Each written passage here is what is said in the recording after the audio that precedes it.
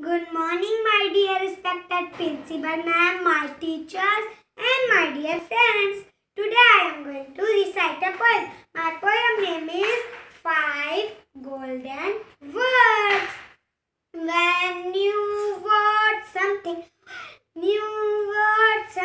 what do you say? What do you say? I say please. I say please. That's what I say.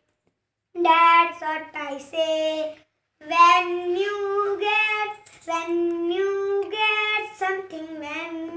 get something, what do you say?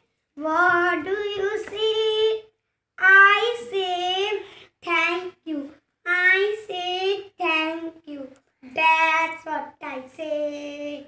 That's what I say. When you hurt something, when you hurt someone, what do you say? What do you say? I say sorry. I say sorry. That's what I say. That's what I say. When you sneeze, what do you say? What do you say? I say excuse me. I say excuse me. That's what I say.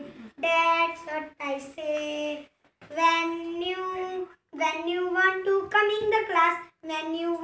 come in the class, what do you say? What do you say? I say may I come in.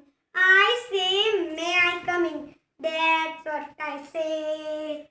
That's what I say. Thank you, ma'am.